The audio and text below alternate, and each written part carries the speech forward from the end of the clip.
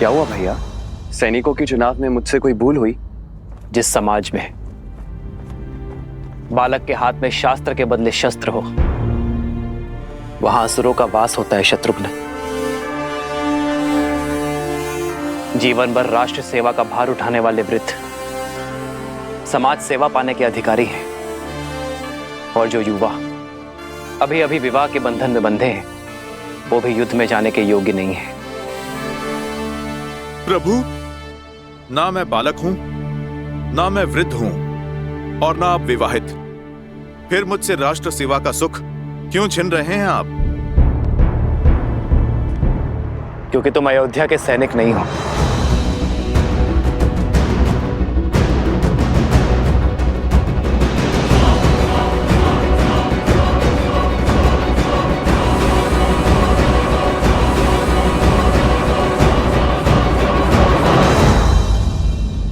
क्यों हनुमान?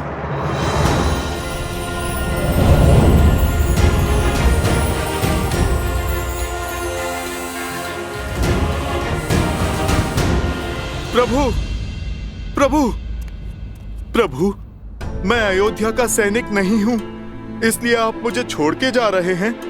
फिर आपने लक्ष्मण भैया को साथ जाने का अवसर क्यों दिया?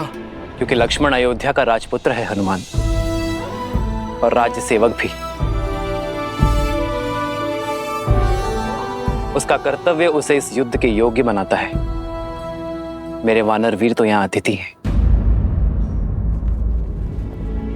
लक्ष्मण भैया राज सेवक हैं तो जा सकते हैं, और मैं तो स्वयं राजा राम का सेवक हूं प्रभु, उसका क्या?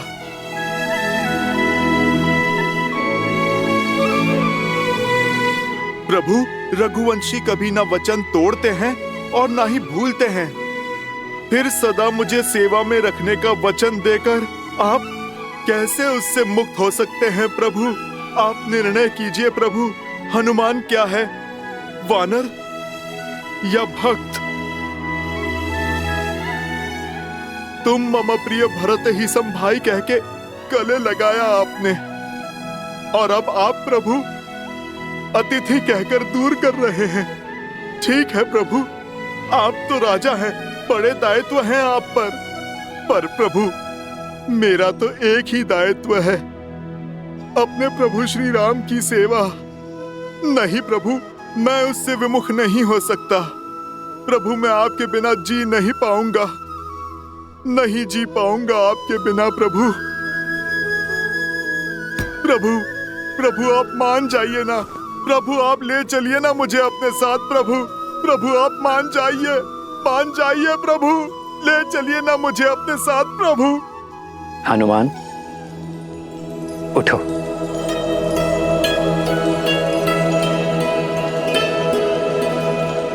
तुम जीत गए हनुमान, मैं हार गया। चलो हमारे साथ, किंतु मेरी एक शर्त है। कैसी शर्त प्रभु? कि तुम शस्त्र नहीं उठाओगे।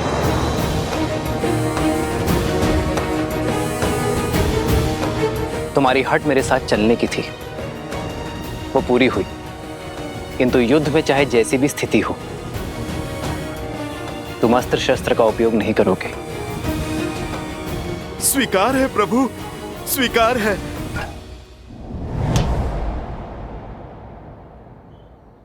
आओ हनुमान।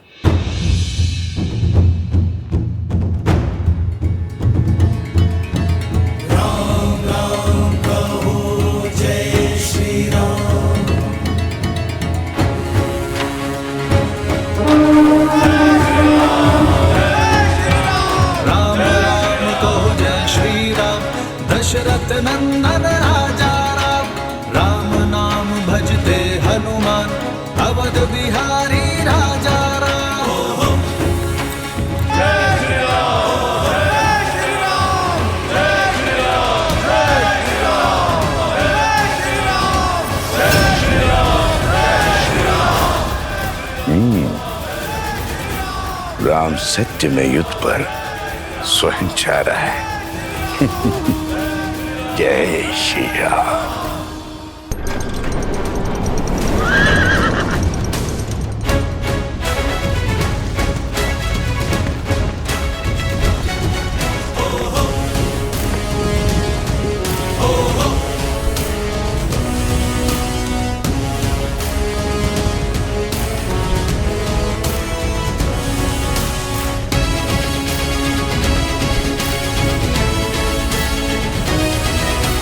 पहली टुकड़ी दाईं ओर से और दूसरी टुकड़ी सीधा प्रहार करेगी।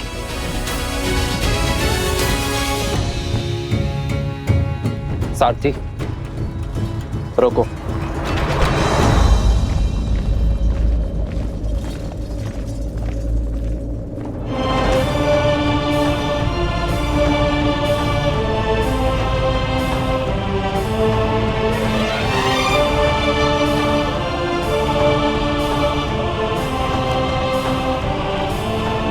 प्रणाम ऋषिवर। आपका अचानक दर्शन संकेत है कि आप कोई गंभीर निर्देश देना चाहते हैं। निर्देश देने नहीं, दुविधा का निराकरण लेने आया हूं राम। इस युद्ध का नेतृत्व कोई भी कर सकता था, फिर आप अयोध्या छोड़कर क्यों जा रहे हैं? जब मेरा सबसे बड़ा शत्रु नगर के भीतर है, अयोध्या की शांति को ध्वस्त करना चाहता है, तो मुझे अयोध्या में रुकना चाहिए था। यही ना? मेरा शत्रु भी तो यही सोच रहा होगा महर्षि। उसे परास्त करने के लिए ही मैं अयोध्या से बाहर आया हूं। उसका बैर मुझसे है, क्रोध मुझसे है, और जब मैं अयोध्या के बाहर आ गया तो वो भी मेरे पीछे अवश्य आएगा। मैं भास्करण से युद्ध करने जा रहा हूं महर्षि। युद्ध में भले ही भास्करण से करने निकला हूं, किंतु भास्करण और संहार दमन केवल मेरे लिए माध्यम है। सहस्त्र रावण भास्कर्ण का भाई है महर्षि। भास्कर्ण को कष्ट में देखकर उसे भी कष्ट अवश्य होगा। उसका कष्ट सहस्त्र रावण को अवश्य खींच लाएगा। आपके शौर्य पर संदेह नहीं है श्री राम। भय है आपके वास्तविक शत्रु सहस्रमुख रावण का, जो अपने अनंत मुखों से अनंत असत्य बोलता रहता, और बार बार असत्य बोलते रहने से असत्य भी सत्य प्रतीत होने लगता है। उसमें आप ही की सेना को आपके विरुद्ध कर देने का सामर्थ्य है।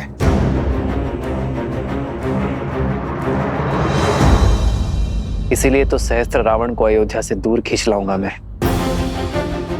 उसे अकेले ही ललकारूंगा, ताकि वो मेरी अयोध्या में असत्य का विष नहीं घोल पाएगा। और इसमें आपके प्राणों का संकट है। अपनी प्रजा के हित के लिए राम को मृत्यु भी स्वीकार है।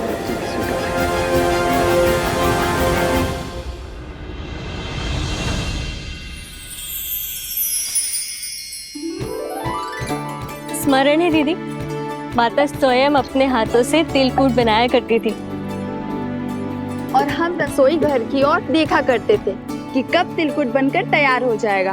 पर सूर्य देव को अर्पण किए बिना हमें तिलकुट मिलता ही नहीं था, है ना सीता दीदी?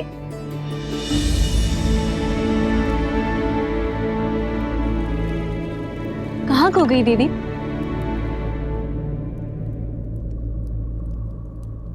श्री राम की चिंता में हूँ। मैं जानती हूँ कि लक्ष्मण भैया और हनुमान उनके साथ हैं, किंतु मन है कि मानने को सजी नहीं है। दीदी, ये शुभ दिन हर अशुभ विचार नष्ट कर देगा। आज मकर संक्रांति है।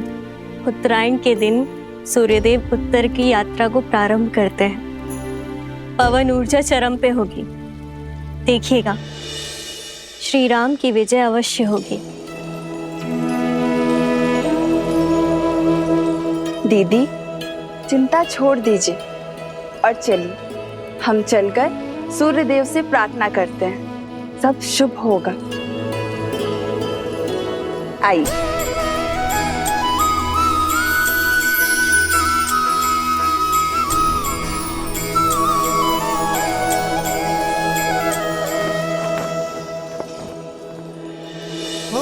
माघ मकर गत रवि जब होई, तीरथ पति ही आव सब कोई।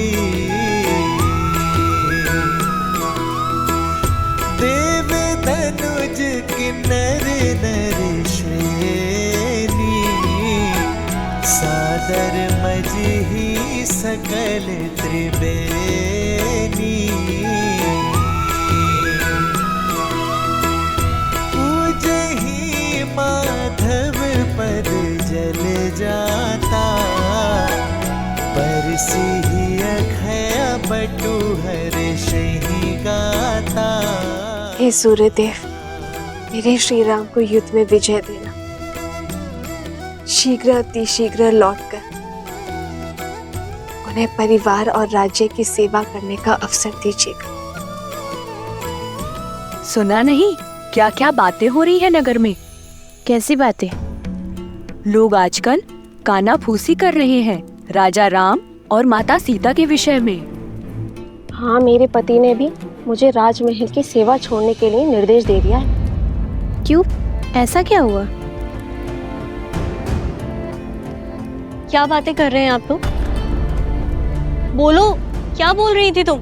जी वो मेरे पति दूसरी पत्नी लाना चाहते हैं और जब मैंने विरोध किया और श्री राम के एक पत्नी व्रत होने पर दुहाई दी, तब उन्होंने क्रोधित होकर कहा कि राजाओं का क्या, वैसे भी श्री राम के प्रेम के आगे उनको कुछ गलत नहीं लगता। वो तो कुछ भी नीति बना सकते हैं। उनको कौन है कहने वाला?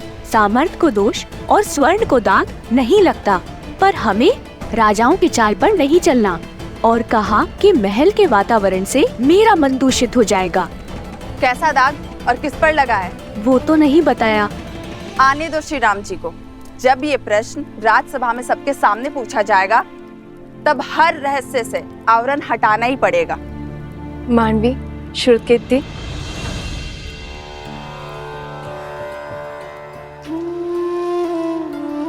राजभवन में जाके माताओं को प्रसाद नहीं देना?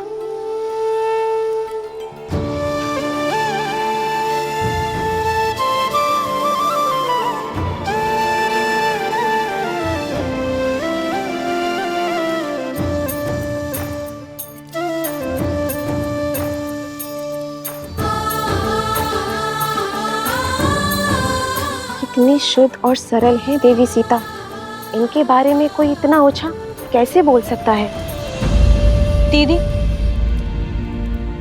किसी दासी का पति राजमहल के वातावरण के बारे में आपत्तिजनक बातें फैला रहा है। राजा और रानी के विषय में शंका पनपना उचित नहीं है। समस्या फैल सकती है दीदी। राम राज्य में अराजकता कभी नहीं आएगी मांडवी। श्री राम आते ही कोई ना कोई हल अवश्य निकाल देंगे।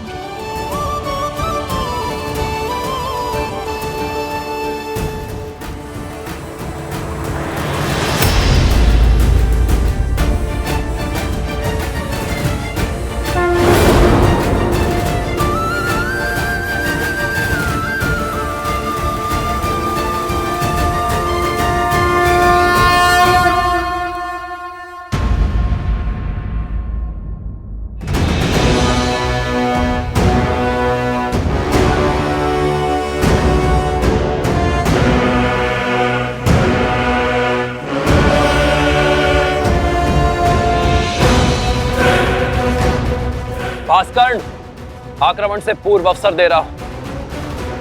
अपने आतंक का अंत करो और लौट जाओ।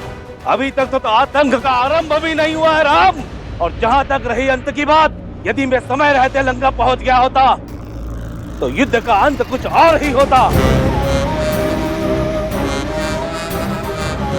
वही तुम्हारे रक्त से सागर को रंग देता। जो काम तब न हुआ वो अब होगा। इस रणभूमि में मैं तुम्हारा वध करके रावण के मृत्यु का प्रतिशोध लूंगा और तब होगा न्याय। प्रतिशोध से न्याय नहीं मिलता भास्कर्ण। प्रतिशोध केवल स्वयं को जलाता है। लौट जाओ। स्वयं के बल पर बड़ा अभिमान है ना तुम्हें राम? समाप्त होगा तुम भी और तुम्हारा अभिमान भी। भास्करण का तेज और संघर दमन का दमन तुम्हें सेना समेत ध्वस्त कर देंगे।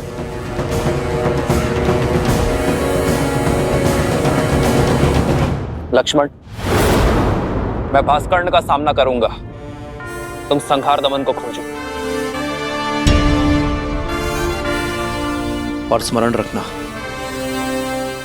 वो उभयचर है।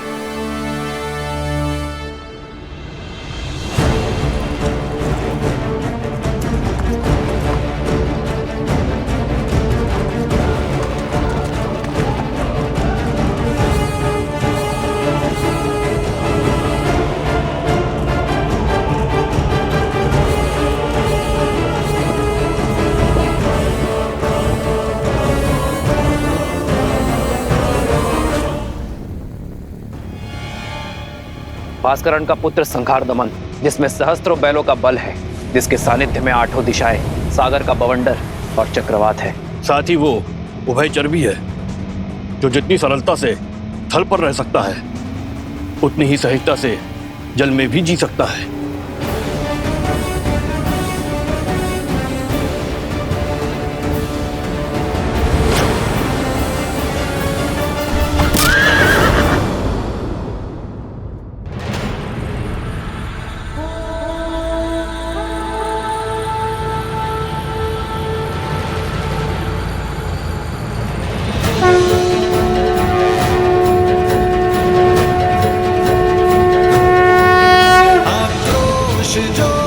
क्रोध का ये क्षण है प्रतिशोध का, ललकार और पुकार अति विरोध का।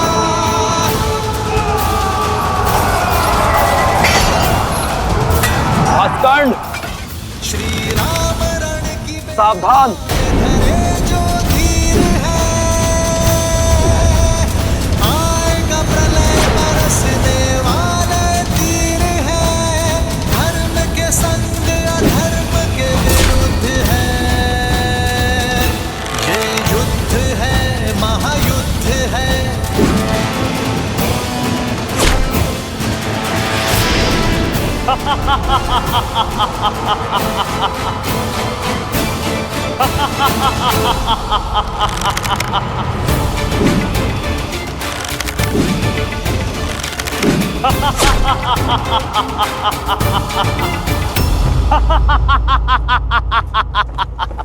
बस राम, बाण क्या ब्रह्मास्त्र चला दो। तुम्हारे ब्रह्मास्त्र मेरे तन को नहीं छेद पाएंगे। ब्रह्मा अपना स्वयं वरदान नहीं कर सकते।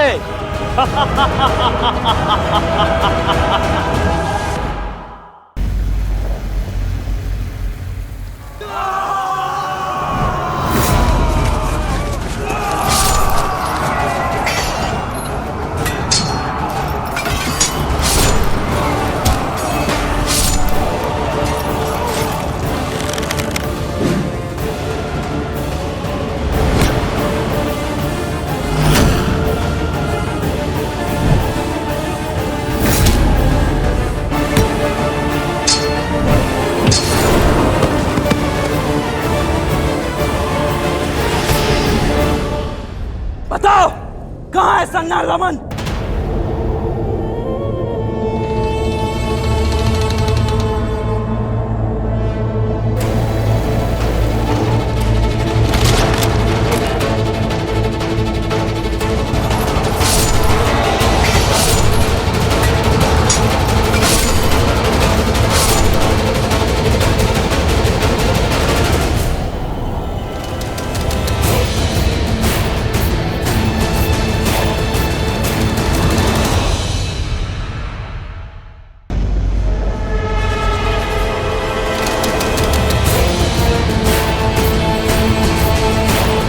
सैनिकों, पीछे हटो।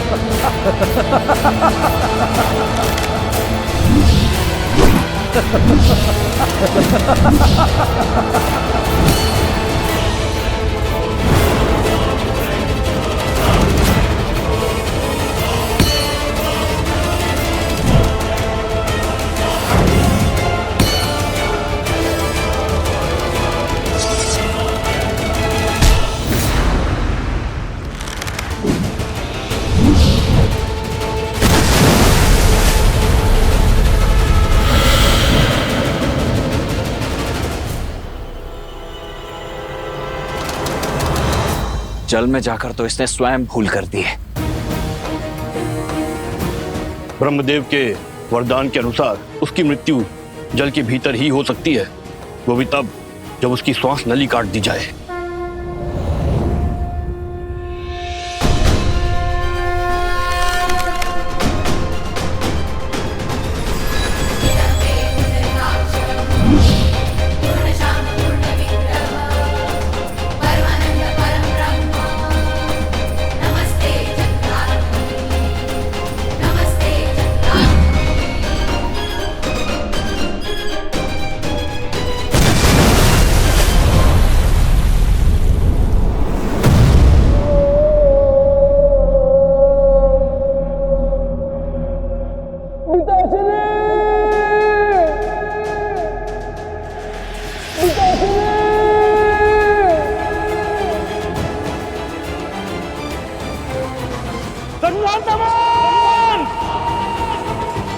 भास्कर्ण, जो भूल रावण ने की थी वो तुम मत करो। अपने पुत्र की मृत्यु से शिक्षा लो, अपना प्रतिशोध भूलो और लौट जाओ।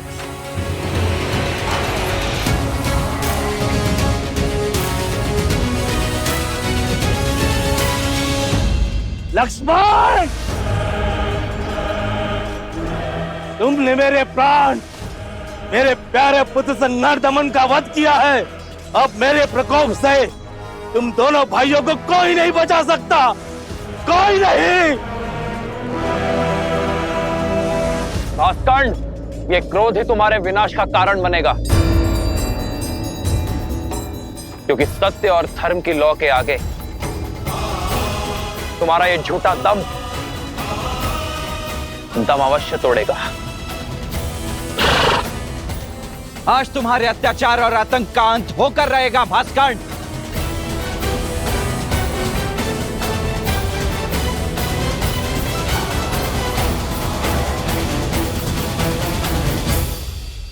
पवन पुत्र, तुम्हें अस्त्र नहीं उठाने हैं, किंतु इसके मर्दन के लिए तुम्हारी ही आवश्यकता होगी।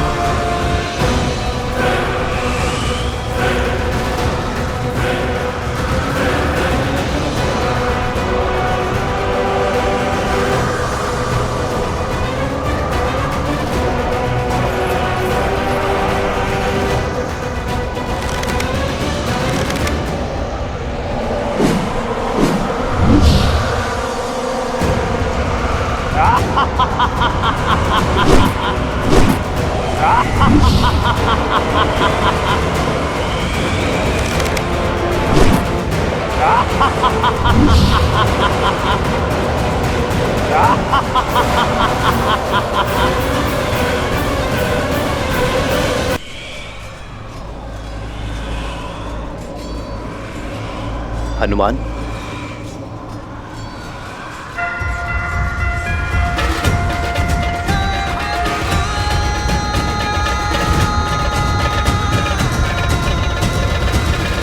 पिताश्री वायुदेव प्रकट हो।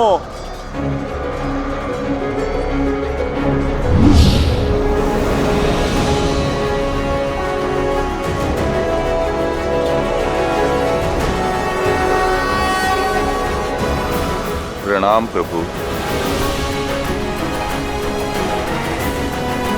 कैसे स्मरण किया पुत्र?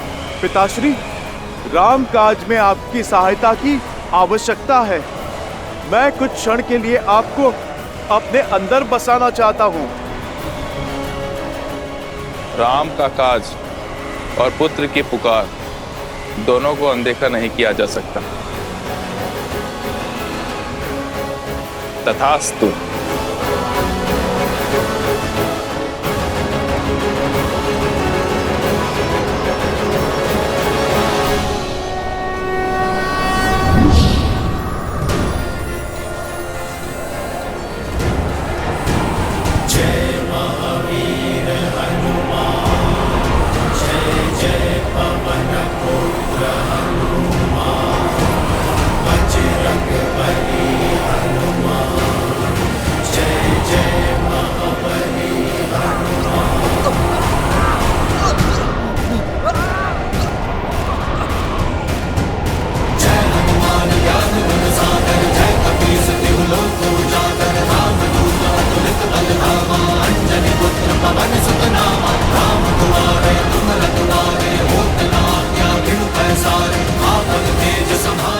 भैया, यदि हमने और देरी दिखाई तो कदाचित हम सभी का अंत हो जाएगा।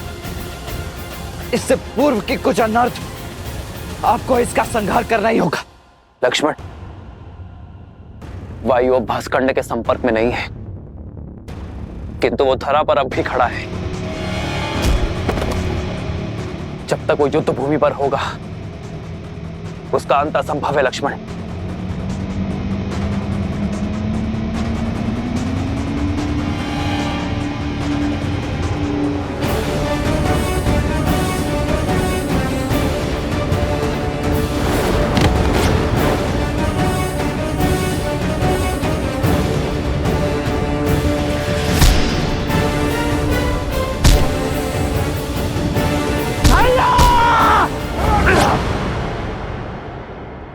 प्रहार कीजिए।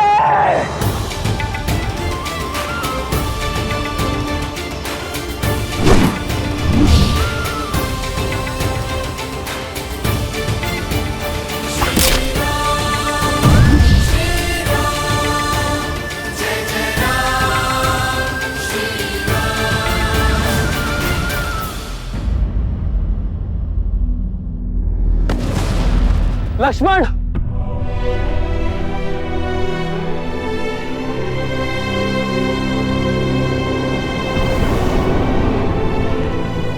लक्ष्मण, लक्ष्मण, लक्ष्मण, लक्ष्मण, लक्ष्मण, लक्ष्मण,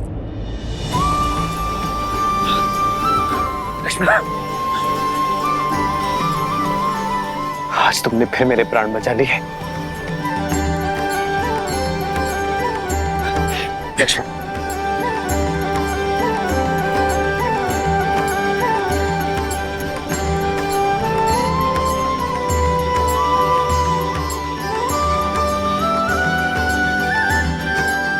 भैया, आपकी विजय के लिए तो मृत्यु से पराजय भी मेरे लिए परम विजय।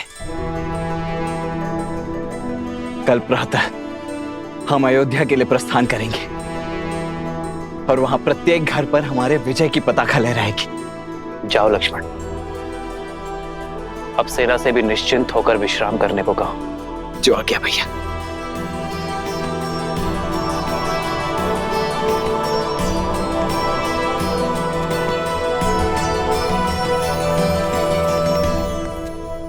युद्ध अभी समाप्त नहीं हुआ है लक्ष्मण।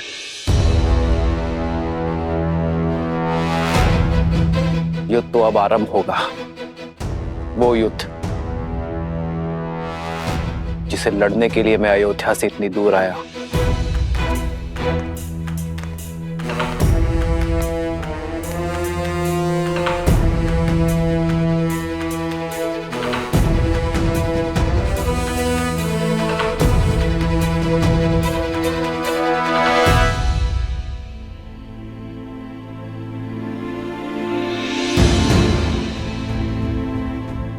लोग आजकल कानाफूसी कर रहे हैं। राजा राम और माता सीता के विषय में। हाँ, मेरे पति ने भी मुझे राजमहल की सेवा छोड़ने के लिए निर्देश दे दिया है। वैसे भी श्री राम के प्रेम के आगे उनको कुछ गलत नहीं लगता। वो तो कुछ भी नीति बना सकते हैं। उनको कौन है कहने वाला?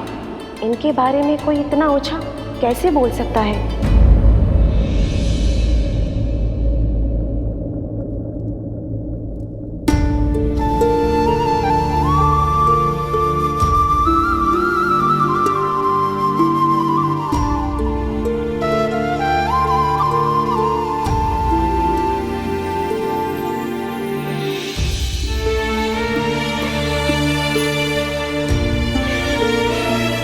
सीता कभी चिंतित हो ही नहीं सकती यार, परंतु एक होने वाली माँ का स्वप्न बिगड़ जाने का शोक अवश्य है।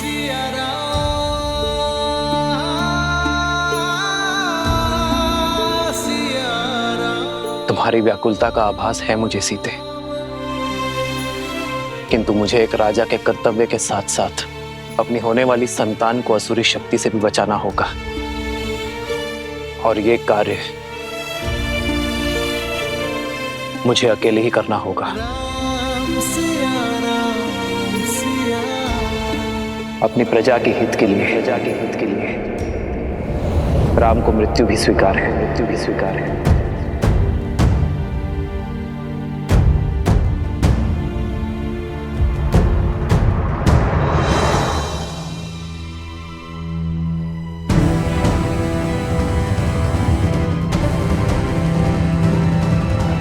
इतनी रात्रि में धनुष लेकर प्रभु अकेले कहाँ पे जा रहे हैं?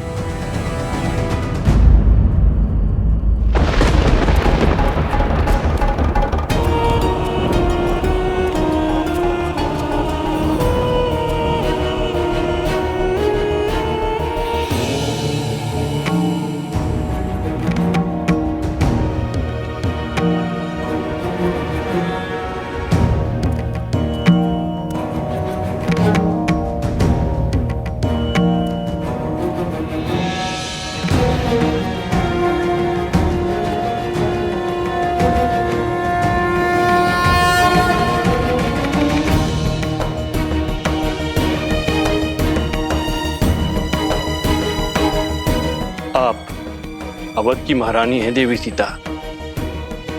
आपका व्यथित होना प्रजा के हित में नहीं। प्रजा की ही चिंता में हूँ गुरुवर। नागरिकों के विचारों में मलिनता आ रही है और मन में शंका का विष घुल गया है। ये नगर में कौन सी असुरी शक्ति पग पसार रही है गुरुवर?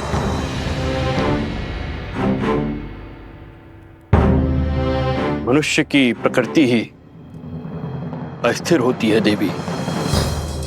सफलताओं के बीच असफलता का भय, यात्रा के प्रारंभ होने में घर छूट जाने का भय, विवाह के समय स्वतंत्रता छिनने का भय, नए उत्तरदायित्वों का संकोच सदा रहता है।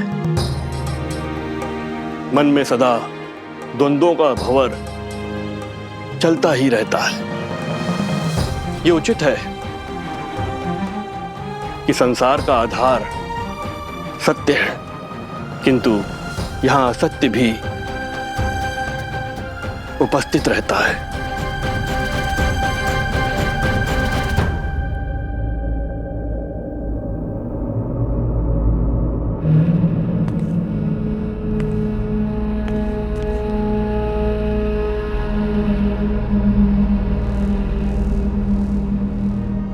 मैं ललकारता हूं सहस्त्र मुख रावण, सामने आओ। असत्य का गुण है कि वो सत्य से दूर नहीं रह सकता। मैं जानता था तुम मेरे पीछे अवश्य आओगे। अब बात और वार छुपकर नहीं, सम्मुख होकर होंगे। हार जाओगे राम, मुझे जितना काटोगे उतना ही मैं बढ़ूंगा। हार जाओगे, पराजय स्वीकारो। छिपने का कोई लाभ नहीं सहस्त्रमुख रावण। राम, मुझे जितना काटोगे उतना ही मैं बढ़ूंगा।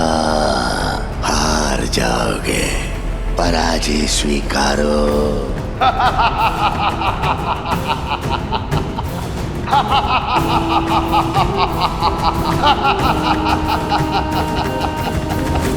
क्या राम राज्य भी भय की छाया में श्वास लेगा? क्या यहाँ भी सत्य और असत्य इतना समीप हो जाएगा कि उचित अनुचित के मध्य की रेखा ही मिट जाएगी? क्या रघुकुल के राघव की विजय पर भी प्रश्न चिन्ह लगेंगे गुरुवर?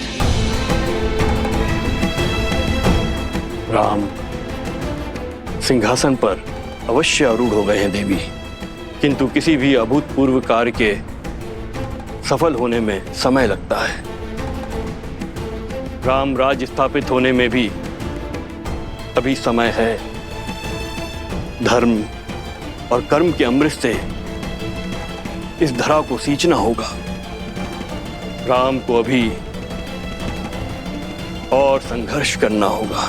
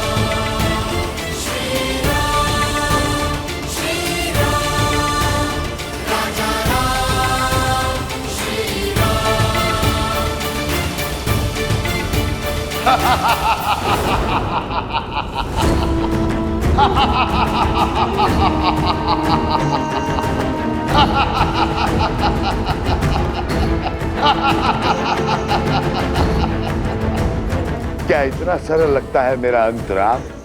कोई अस्त्र, कोई शास्त्र मेरी मृत्यु का मार्ग प्रशस्त नहीं कर सकता है, क्योंकि मैं शरीर नहीं, सोच हूं राम।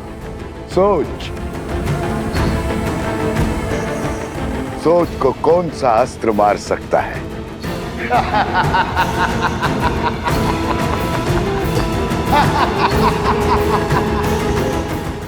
इस असुरी शक्ति को नहीं हरा सकते गुरुवर। जिसके बाण असत्य हो, धनुष अधर्म हो, उसे पराजित करना सरल नहीं होता। बार बार दोहराया गया सत्य सत्य प्रतीत होने लगता है, मन में संदेह उत्पन्न करने लगता है। इसलिए आवश्यक है कि ऐसी स्थिति में व्यक्ति का मन दृढ़ हो, और ये दृढ़ता बल से नहीं, संस्कारों से आती है। संस्कार से ही इसे पराजित किया जा सकता है। ऐसे संस्कार जो व्यक्ति की चेतना को पवित्र करे और समस्त संसार में संस्कारों को स्थापित करती है। स्त्री शक्ति,